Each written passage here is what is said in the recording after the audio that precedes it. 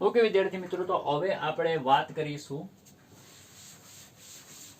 સંકરણની અંદર આકારની, સંકરણના પ્રકારો અને ભૂમિતિ. તો હવે આપણે હેડિંગ લગાવી દઈશું સંકરણ ના પ્રકારો અને તેની ભૂમિતિ. ઓકે, પ્રકારો અને ભૂમિતિની ચર્ચા કરીશું.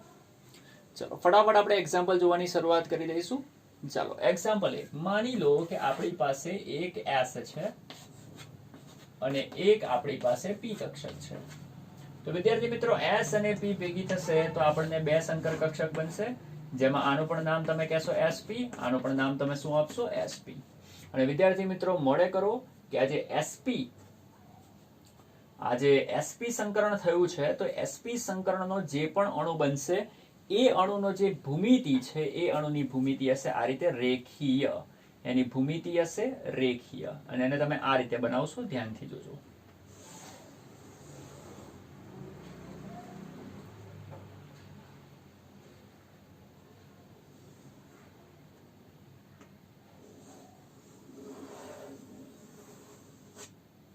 તો આ તેનો આકાર થઈ ગયો. તો આ રીતે તમારો અણુ રેખીય આકાર બનાવશે. ઓકે, એનું એક એક્ઝામ્પલ લઈ લો, તમને તરત જ ખબર પડશે. માની લો કે મારી પાસે એક અણુ છે BeF2. ચાલો, BeF2 માં કેન્દ્રીય પરમાણુ બેરિલિયમ છે. આપણને દરેકને ખબર છે beryllium, hydrogen, helium, lithium, beryllium. Beryllium ચોથા નંબર ઉપર આવે. એની ઇલેક્ટ્રોનની રચના લખવી હોય તો શું લખાશે? 1s2 and 2s2 લખાશે. બાહ્યતમ કક્ષા 2s છે, જેમાં 2 ઇલેક્ટ્રોન છે. હવે અહીંયા છે ફ્લોરિન. ચાલો, ફ્લોરિન, 2 ફ્લોરિન છે આપણી પાસે, તો એક ફ્લોરિન અને બીજો ફ્લોરિન. આપણને ખબર છે કે ફ્લોરિન એટલે કે એનો જે નંબર છે પરમાણ્વીય ક્રમાંક તે 9 છે, 9 છે. અને ઇલેક્ટ્રોનની રચના લખવી તો શું લખાશે? 1s2 2s2 2p5. 2s ની અંદર 2 ઇલેક્ટ્રોન હશે આ રીતે, અને 2p5 માં 5 ઇલેક્ટ્રોન, સોરી 5 માં 3 બોક્સ હોય અને દરેકમાં એક ટોટલ 5 ઇલેક્ટ્રોન ગોઠવવાના. તો જોજો 1 2 3 4 and 5 થઈ ગયા. એવી રીતે આ ફ્લોરિનની અંદર પણ એક 2s હશે અને p ની અંદર કેટલા ઇલેક્ટ્રોન હશે? 1 2 3 4 and 5. ઓકે, હવે શું થશે જુઓ. બેરિલિયમ એની બાહ્યતમ કક્ષામાં 2 ઇલેક્ટ્રોન અને એ પણ યુગ્મિત. અને બેરિલિયમ જોડાવા માંગે છે 2 ફ્લોરિન સાથે. મેં તમને હમણાં જ કીધું કે સંકરણ કરવા માટે આપણી પાસે એક અયુગ્મિત ઇલેક્ટ્રોન હોવો જોઈએ. મારે 2 લોકો સાથે જોડાવાનું છે તો મારી પાસે 2 યુગ્મિત ઇલેક્ટ્રોન હોવા જોઈએ. અહીંયા તમારા બેરિલિયમે 2 ફ્લોરિન સાથે જોડાવાનું છે, મતલબ કે બેરિલિયમની પાસે 2 અયુગ્મિત ઇલેક્ટ્રોન હોવા જોઈએ. પરંતુ અહીંયા તમે ચેક કરો તો બેરિલિયમની બાહ્યતમ કક્ષામાં 2 યુગ્મિત ઇલેક્ટ્રોન છે, એક પણ ઇલેક્ટ્રોન અયુગ્મિત નથી. તો આવા સંજોગોમાં શું થશે? આવા સંજોગોમાં તમારો બેરિલિયમ શું કરશે? બેરિલિયમ જોશે કે ભાઈ મારી 2s ફૂલ છે, પણ 2s ની બાજુમાં 2p તો કશે હશે ને? એની બાજુમાં કશે 2p તો હશે કે નહીં હોય? પણ 2p અત્યારે ખાલી છે. તો બેરિલિયમ જોશે કે ભાઈ 2s માં 2 ઇલેક્ટ્રોન યુગ્મિત છે, મારી પાછળ 2p ખાલી છે, તો બેરિલિયમ પોતાનો એક ઇલેક્ટ્રોન અહીંયાથી સામે નાખી આપશે. કોનામાં નાખી દેશે? એક 2p માં નાખી દેશે. અને હવે થશે શું? બેરિલિયમની એક 2s, આ તમારી 2s છે, બેરિલિયમની એક 2s અને અહીંયાથી એક આવી ગઈ 2p. તો એક 2s અને એક 2p એ બંને એકબીજા સાથે મિશ્ર થઈ હશે. મિશ્ર થશે મતલબ કે સંકરણ કરશે. સંકરણ કરશે તો 2 સમાન ઉર્જા ધરાવતી કક્ષકો મળશે. એને તમે કહેશો સંકર કક્ષકો. તો આ બેના મિશ્ર થવાથી આ 2 કક્ષક બની. આને પણ તમે કહેશો sp, આને પણ તમે કહેશો sp, જે બંનેમાં એક ઇલેક્ટ્રોન છે. અને હવે શું થશે? બેરિલિયમ પોતાની આ 2 sp કક્ષકોને લઈને ફ્લોરિન પાસે જશે અને ફ્લોરિન એનો જે આ ઇલેક્ટ્રોન દેખાયો એ આમાં આવી જશે અને આ જે ઇલેક્ટ્રોન દેખાયો તે આમાં આવી જશે. આ રીતે આ 2 ફ્લોરિન તમારા બેરિલિયમની 2 sp કક્ષકો સાથે મિશ્ર થઈ જાય છે. તો એક ફ્લોરિન પોતાનો ઇલેક્ટ્રોન નાખે છે, બીજો પણ ફ્લોરિન પોતાનો ઇલેક્ટ્રોન નાખે છે. આ રીતે બેરિલિયમ 2 ફ્લોરિન સાથે ભેગા થઈને શું બનાવે છે? BeF2 બનાવે છે. સમજ પડી કે ના પડી? ફરીથી જુઓ.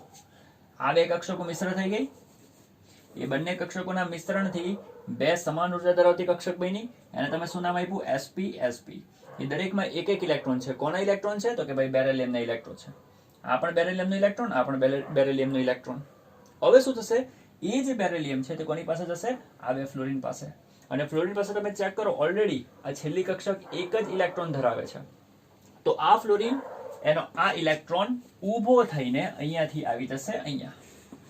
મતલબ કે આણે આની સાથે બંધ બનાવી દીધો અને એવી રીતે આ જે ફ્લોરિન છે એનો આ ઇલેક્ટ્રોન અહીંયા આવી જશે. સોરી, મતલબ કે આણે આની સાથે બંધ બનાવી દીધો. તો આ રીતે બે ફ્લોરિન તમારા બેરિલિયમ સાથે બંધ બનાવીને BeF2 બનાવે છે. અને જ્યારે આ રીતે sp સંકરણ થયું હોય તો એનો શેપ તમારે આ રીતે યાદ રાખવાનો અને એની અંદર મોડેજ કરી નાખવાનું કે જે પણ બે પરમાણવીય કક્ષકો બની છે આ બંને, સોરી, જે પણ બે શંકર કક્ષકો આ રીતે ગોઠવાયેલી છે આ બંને શંકર કક્ષકો એમની વચ્ચેનો જે એંગલ છે તે 180 અંશનો હશે. જ્યારે પણ sp સંકરણ થાય તો જે પણ અણુ બને છે એની ભૂમિતિ આ રીતની હોય, જેમાં આ બે કક્ષકો વચ્ચે 180 નો ખૂણો હોય. અને આવી જે ભૂમિતિ જોવા મળે છે તેને તમારે નામ આપવાનું છે રેખીય ભૂમિતિ. સમજ પડી? અણુ રેખીય હોય. એક્ઝામ્પલ તરીકે અહીંયા તમે સેન્ટરમાં બેરિલિયમ બતાવો તો એક ફ્લોરિન અહીંયા ગોઠવાયો હશે અને બીજો ફ્લોરિન અહીંયા ગોઠવાયો હશે. આ રીતે જો છે કે નહીં? આના જેવું જ છે ને? એક આમ અને બીજું આમ. તો બેની વચ્ચેનો જે ખૂણો છે તે 180 થયો કે ના થયો? અને આવો જે અણુ હોય તેને તમારે કહેવાનો રેખીય અણુ. તો sp સંકરણ થયું કેવી રીતે તો દરેકને ખ્યાલ આવી ગયો. અને હવે દરેક જણ મોઢે કરો, sp સંકરણ એની ભૂમિતિ કેવી હોય? રેખીય. ફિટ કરી નાખો મગજમાં, sp સંકરણ એની ભૂમિતિ હોય રેખીય. એવી રીતે જુઓ બીજું એક એક્ઝામ્પલ. ચાલો,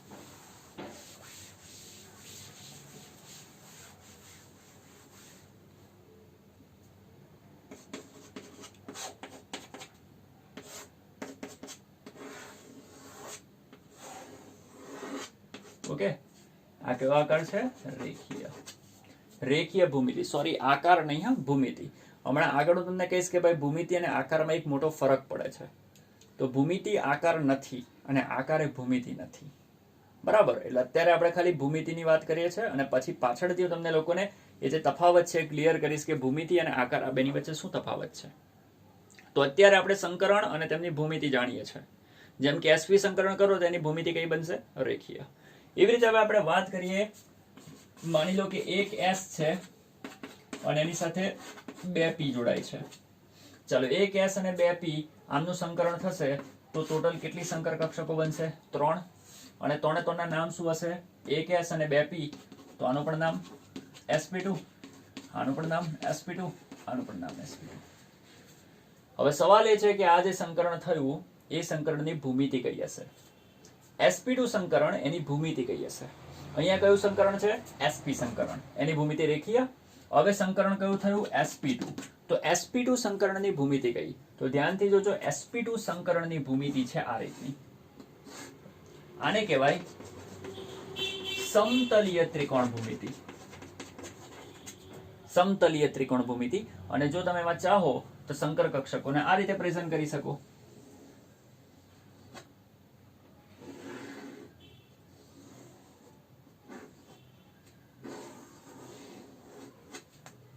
મેં તમને હમણાં જ કીધું ને કે શંકર કક્ષકો એમના જે શેપ હોય તે કેવા હોય? સમાન હોય. તમે અહીંયા 3 શંકર કક્ષકો બતાવી છે. જો આ પહેલી, પછી આ બીજી અને પછી આઈડિયા કઈ? ત્રીજી. હવે 3 શંકર કક્ષકો આવી ક્યાંથી એને પણ તમે જુઓ. એનું પણ એક ઉદાહરણ લઈ લો. માની લો આપણી પાસે છે BF3. B એટલે કે boron, hydrogen, helium, lithium, beryllium, boron. 5મા નંબર ઉપર આવે છે બોરોન. એની ઇલેક્ટ્રોનની રચના થશે 1s2 2s2 2p1. Okay, box બનાવી દઈએ આપણે. ચાલો, 2s2 એમાં 2 ઇલેક્ટ્રોન અને 2p, p માં 1 ઇલેક્ટ્રોન. હવે તમારો બોરોન એને જોડાવું છે 3 ફ્લોરિન સાથે. હવે બોરોન જ્યારે 3 ફ્લોરિન સાથે જોડાવા માંગતો હોય તો બોરોનની પાસે 3 અયુગ્મિત ઇલેક્ટ્રોન હોવા જોઈએ કે ના હોવા જોઈએ? પણ અહીંયા તો એની પાસે એક જ અયુગ્મિત ઇલેક્ટ્રોન છે. આથી બોરોન શું કરશે? 2s માંથી 1 ઇલેક્ટ્રોન, આ 2s માંથી 1 ઇલેક્ટ્રોન અહીંયા મોકલી આપશે. આ છે 2s અને આ છે 2p. તો 2s માંથી 1 ઇલેક્ટ્રોન p માં મોકલી આપશે. આ રીતે એની પાસે 3 અયુગ્મિત ઇલેક્ટ્રોન આવી ગયા. પણ પ્રોબ્લેમ શું છે? એક અયુગ્મિત ઇલેક્ટ્રોન s માં છે અને બાકીના બે અયુગ્મિત ઇલેક્ટ્રોન p માં છે. બંનેની ઉર્જા બંનેની ઉર્જા અલગ અલગ છે, પણ સંકરણ કરવા માટે બધાની ઉર્જા સમાન થવી જોઈએ કે ના થવી જોઈએ? અણુ બનાવવા માટે ઉર્જા કેવી થવી જોઈએ? સમાન. અને અણુ બનાવવા માટે જો ઉર્જા સમાન કરવી હોય તો તે લોકો શું કરશે? સંકરણ કરશે. ફરીથી સમજો, આ ઇલેક્ટ્રોન s માં છે, આ બે ઇલેક્ટ્રોન p માં છે, બંનેની ઉર્જા અલગ અલગ છે. તમારે બનાવવો છે BF3 અણુ. BF3 અણુની અંદર દરેકની ઉર્જા સમાન હોવી જોઈએ અને આપણે જાણીએ છીએ કે ઉર્જા સમાન હોય ઉર્જા અલગ અલગ હોય તો તેને સમાન કરવા માટે આપણે શું કરીશું? સંકરણ કરીશું. અને બીજી એક વસ્તુ, આ 2s અને 2p છે એ બેની ઉર્જામાં એટલો બધો મોટો તફાવત હોવાનો નથી, એટલે તે એકબીજા સાથે મિશ્ર થઈ શકશે. ઓકે ને? તો ફરીથી સમજો, એક ઇલેક્ટ્રોન s માં અને બે ઇલેક્ટ્રોન p માં છે, બંનેની ઉર્જા અલગ અલગ છે, પણ BF3 અણુને બનાવવા માટે તમારે શું કરવું પડશે? BF3 અણુને બનાવવા માટે એ ઉર્જા સમાન કરવી પડશે. આથી આ s અને આ બે એકબીજા સાથે મિશ્ર થઈ જશે. મિશ્ર થવાથી સંકરણ થશે અને સંકરણથી 3 સમાન ઉર્જા ધરાવતી કક્ષકો ઉત્પન્ન થશે. એક s અને 2p. એક s અને આ 2p એકબીજા સાથે મિશ્ર થઈ જશે અને 3 સમાન ઉર્જા ધરાવતી કક્ષકો બનાવશે. અને એને આપણે નામ શું આપીશું?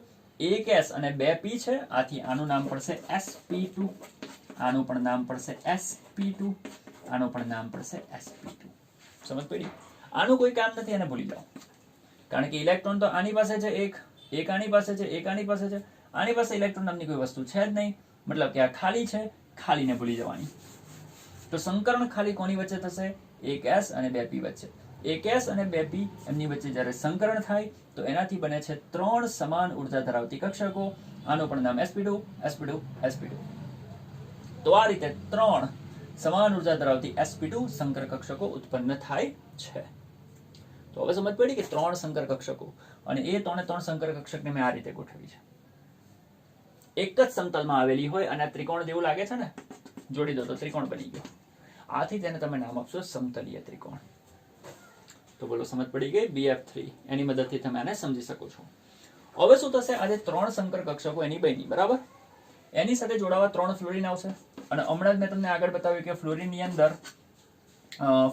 અંદર જોવા જાવ તો 2s, એની અંદર 2 ઇલેક્ટ્રોન, અને જે 2p છે એની અંદર કંઈક આ રીતે હતું. ઓકે ને? એવી રીતે 3 ફ્લોરિન હશે. આવા 3 ફ્લોરિન.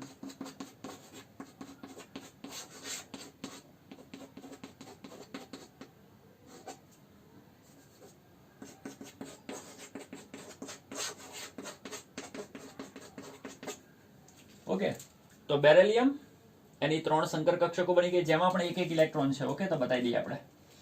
ચાલો એક કામ કરો, અહીંયા ઇલેક્ટ્રોનના સ્પિન ઉલટા બતાવું છું. તો 3 સંકર કક્ષકો બોરોનની છે, બેરિલિયમની. બોરોનની 3 સંકર કક્ષકો છે અને એની સાથે જોડાવા માટે આવશે 3 ફ્લોરિન. આ ફ્લોરિન પોતાનો એક અયુગ્મિત ઇલેક્ટ્રોન આમાં નાખી દેશે. આ ફ્લોરિન એક અયુગ્મિત ઇલેક્ટ્રોન અહીંયા નાખી દેશે અને આ ફ્લોરિન એક અયુગ્મિત ઇલેક્ટ્રોન અહીંયા નાખી દેશે. આ રીતે બોરોનની સાથે 3 ફ્લોરિન જોડાઈ જશે. તો આ રીતે BF3 ની રચના થાય છે. તો યાદ રાખજો કે જ્યારે sp2 સંકરણ થાય તો ભૂમિતિ બનશે સમતલીય ત્રિકોણ. નોટ કરી લો. ઓકે, હવે એ જ રીતે આપણે આગળ વધીશું sp3 સંકરણ.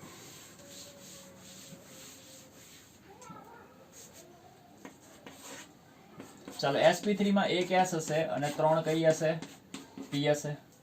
એકબીજા સાથે મિશ્ર થઈ હશે. શું બનાવી જશે? ટોટલ 4 કક્ષકો બનશે. અને જો તમે લોકો ચેક કરશો તો 4 ની ઉર્જા સમાન હશે. એને નામ શું અપાશે? sp3, sp3, sp3. આવડે કે ના આવડે? દરેકનું નામ sp3 છે. કેમ? કારણ કે એક s અને 3p, એક s 3p ભેગી થઈ જાય 4 સંકર કક્ષકો બને. એ દરેકના નામ sp3, sp3, sp3 ને sp3. હવે એનો પણ એક એક્ઝામ્પલ જોઈ લો. એનો શેપ જોઈ લો. એનો શેપ આ રીતનો હોય અને આ શેપનું નામ છે ચતુષ્ફલકીય.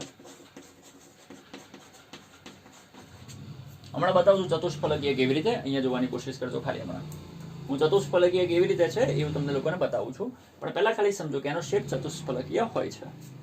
ચતુષ્ફલકીય મતલબ કે પહેલા સમજો કે આ 4 સંકર કક્ષકો ઉત્પન્ન કેવી રીતે થાય એનું એક્ઝામ્પલ આપણે લઈ લઈશું CH4. જો કે હમણાં મેં તમને આગળ સ્ટાર્ટિંગમાં જ બતાવ્યું, તમને ખબર છે કે CH4 માં કાર્બનની ઇલેક્ટ્રોનની રચના, કાર્બનની લખો તો 1s2 2h2 2p2 છે. ઓકે, બોક્સ બનાવવા હોય તો આ રીતે બનશે, 2p માં 2 ઇલેક્ટ્રોન. હવે શું થશે કે કાર્બનને જોડાવું છે 4 લોકો સાથે, પણ એની પાસે તો અયુગ્મિત ઇલેક્ટ્રોન તો 2 જ છે. પણ તમને ખબર છે કે 4 સાથે જોડાવાનું હોય તો અયુગ્મિત પણ કેટલા હોવા જોઈએ? 4 હોવા જોઈએ. આની પાસે તો 2 જ છે. આથી એ શું કરશે? પોતાનું એક ઇલેક્ટ્રોન અહીંયાથી ઉપાડીને અહીંયા મૂકી દેશે. હવે 4 અયુગ્મિત ઇલેક્ટ્રોન થઈ ગયા. પણ પ્રોબ્લેમ શું આવ્યો? આ છે S અને આ છે P. એ દરેકની ઉર્જા અલગ અલગ છે. અણુ બનાવવા માટે તો ઉર્જા સમાન કરવી પડે. આથી એ 4 એકબીજા સાથે જોડાઈ જશે, મિશ્ર થઈ જશે, અને મિશ્ર થવાથી 4 સમાન ઉર્જા ધરાવતી કક્ષકો બનાવશે. અને હવે તમે એને નામ શું આપશો? તો કે ભાઈ તમે એને નામ આપશો sp3 sp3 sp3 અને sp3. કેમ? કારણ કે એક S છે અને 3 P છે. આથી નામ તો sp3 sp3 sp3 sp3 જ બનવાનું છે. કેટલું સિમ્પલ છે. અને દરેકમાં તમે ચેક કરી શકો છો 1 1 1 અને 1 છે કે નહીં. આટલા ઇલેક્ટ્રોન તમારી પાસે આવેલા છે. હવે એ કાર્બન જોડાશે 4 હાઇડ્રોજન પાસે. તમને દરેકને ખબર છે કે તમારા હાઇડ્રોજન પાસે 1s કક્ષા છે જેમાં 1 ઇલેક્ટ્રોન છે. હાઇડ્રોજન ઇલેક્ટ્રોનની રચના 1s1. હાઇડ્રોજન એની ઇલેક્ટ્રોનની રચના બધાને ખબર છે 1s1. Hydrogen 1s1, hydrogen 1s1, hydrogen 1s1. અને 1s1 ને બોક્સ સ્વરૂપે બતાવો તો આ રીતે એક એક બોક્સ અને દરેકમાં એક એક ઇલેક્ટ્રોન નાખી દો આ રીતે. અને હવે શું થશે? જ્યારે તમારો કાર્બન, આ તમારો કાર્બન છે, કાર્બનનું સંકરણ છે. ઓકે, કાર્બનમાં કયું સંકરણ થયું? sp3. તો કાર્બનની sp3 સંકરણ પામેલી આ 4 કક્ષકો 4 હાઇડ્રોજન સાથે જોડાશે. આ હાઇડ્રોજન એક ઇલેક્ટ્રોન અહીંયા મૂકશે, આનો અહીંયા, આનો અહીંયા અને આનો અહીંયા. આ રીતે તમારો કાર્બન 4 હાઇડ્રોજન સાથે 4 બંધ બનાવશે. તો માની લો અહીંયા સેન્ટરમાં તમારો કાર્બન છે અને એના 4 બંધ તમે જોઈ શકો છો. પણ મેઇન વસ્તુ છે એ જે 4 બંધ બન્યા એ કોની સાથે બન્યા? કાર્બનની 1 2 3 ને 4 sp3 સંકર કક્ષકો. અને આપણો મેઇન સવાલ, મેઇન ટોપિક છે સંકરણના પ્રકારો અને ભૂમિતિ. મતલબ કે કાર્બનની અંદર જે sp3 સંકરણથી 4 સંકર કક્ષકો જે પેદા થઈ છે એ 4 સંકર કક્ષકોની ભૂમિતિ કેવી છે? તો વિદ્યાર્થી મિત્રો યાદ રાખજો, જ્યારે sp3 સંકરણ થાય તો ઉત્પન્ન થતી 4 સંકર કક્ષકો એવી રીતે ગોઠવાય છે જેથી શેપ ચતુષ્ફલકીય બને. અને તમે આ રીતે પણ બનાવી શકો છો.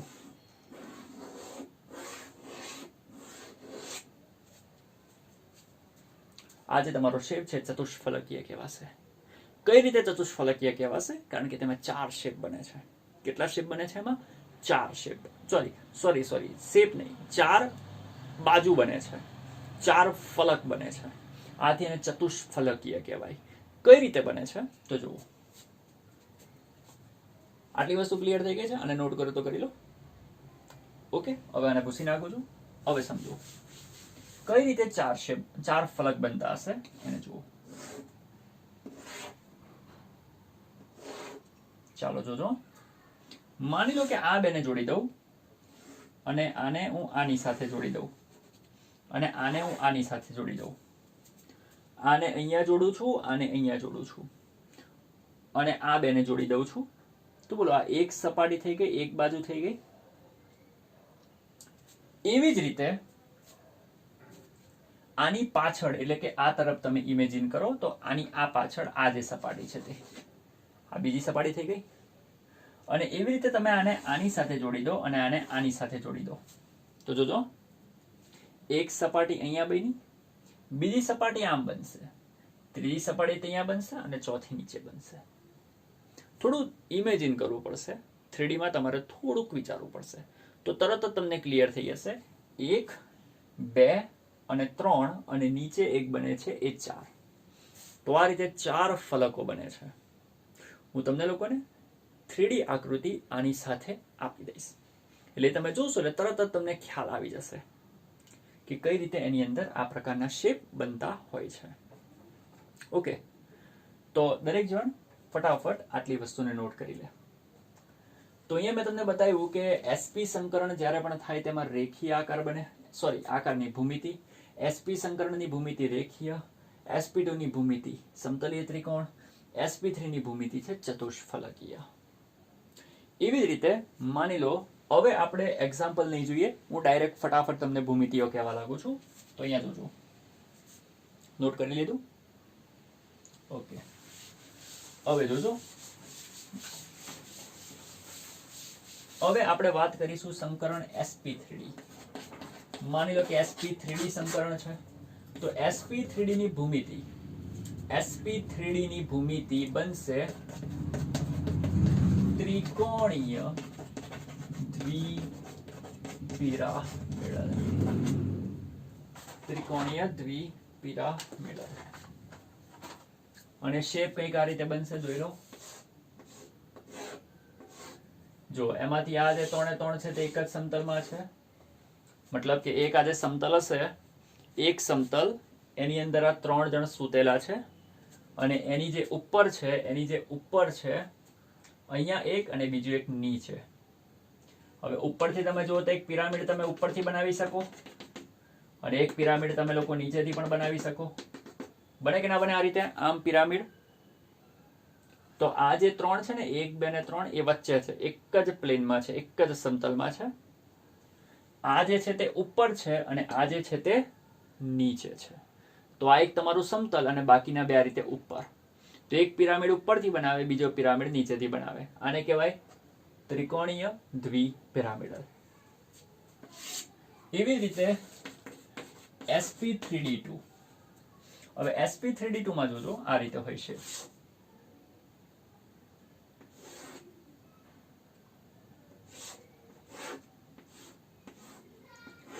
એક ઉપર અને એક નીચે. એમાંથી યાદ રાખજો આ જે 4 છે તે એક સમતલમાં હોય, એક સમતલની ઉપર હોય અને આ જે બીજું છે તે સમતલની નીચે હોય. એને તમે કંઈક આ રીતે સમજવાની કોશિશ કરજો.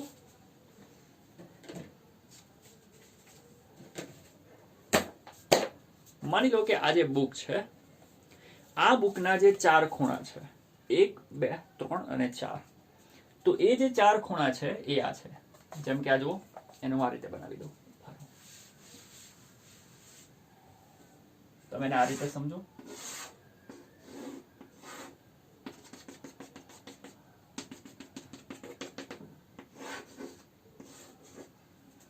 જો આ 4 ખૂણા એને નામ પણ આપી દો, A B C અને D. તો એક અહીંયા છે, બીજો અહીંયા છે, ત્રીજો અહીંયા છે અને ચોથો અહીંયા છે. હવે એને હું આમ કરી નાખું છું, એક જ સમતલમાં આવી ગયા. તો આ જે 4 એ 4 છે તે એક જ સમતલમાં છે, 1 2 3 અને 4.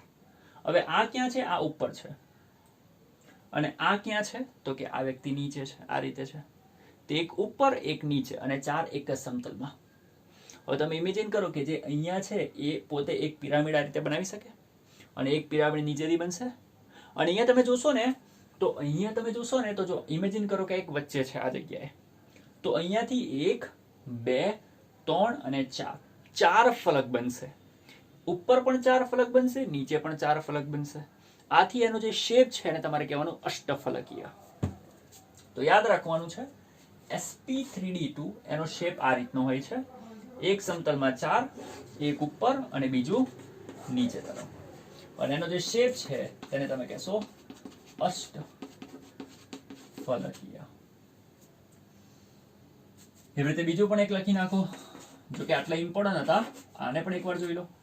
sp3d3 એનો જે આકાર છે તેને આપણે કહીશું પેન્ટાગોનલ બાયપિરામિડલ. અને એનો શેપ આ રીતે બને છે.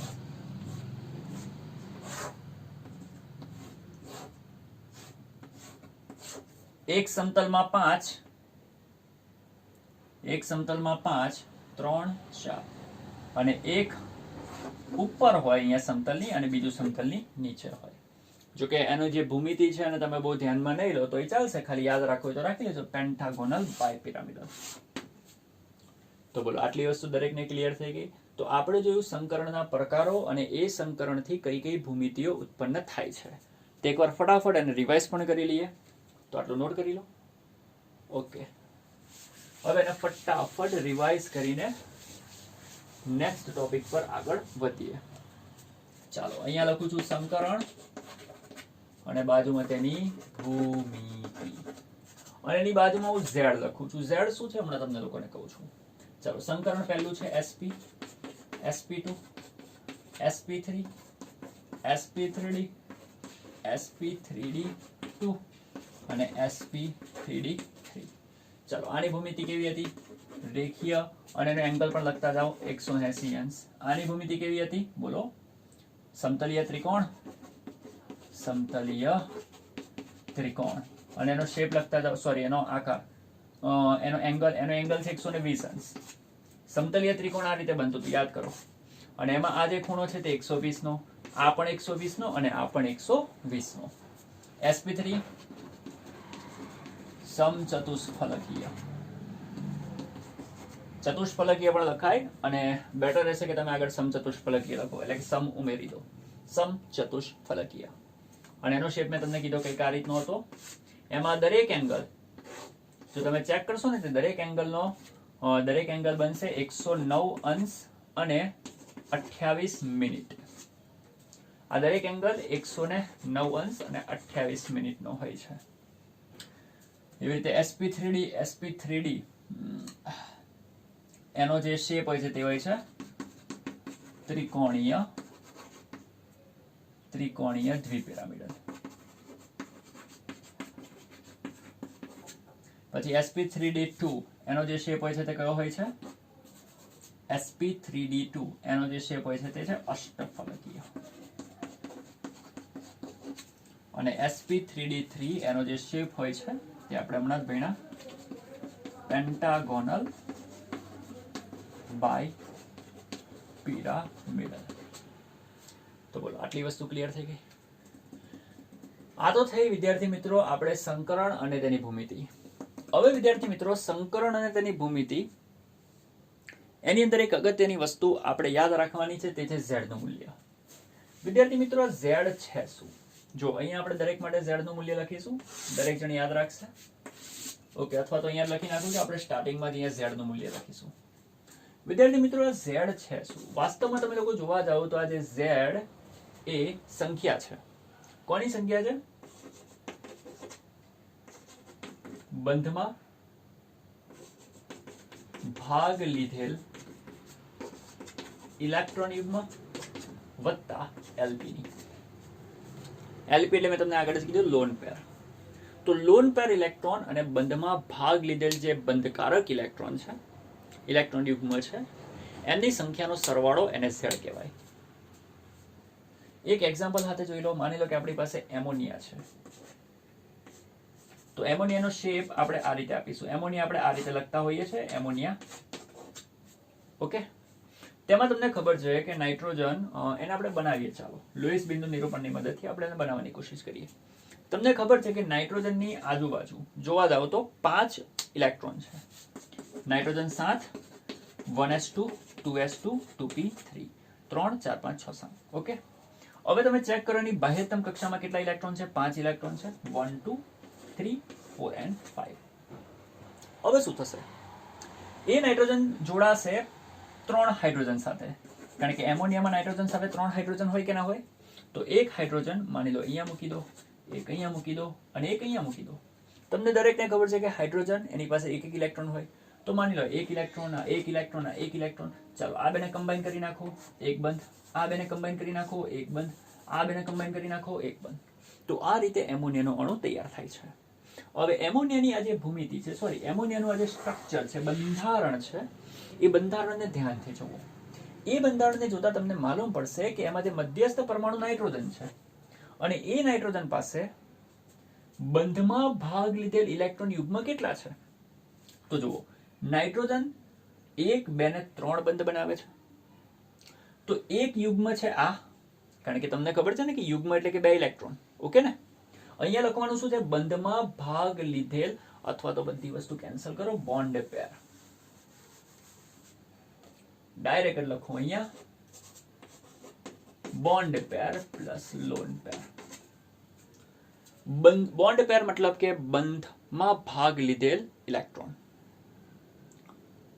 સોરી, બોન્ડ પેર એટલે કે બંધમાં ભાગ લીધેલ ઇલેક્ટ્રોન યુગ્મ વિદ્યાર્થી મિત્રો, ઇલેક્ટ્રોન અને ઇલેક્ટ્રોન યુગ્મમાં બહુ મોટો ફરક છે. હું તમને એમ કહું કે નાઇટ્રોજન પાસે બંધમાં ભાગ લીધેલ ઇલેક્ટ્રોન કેટલા છે?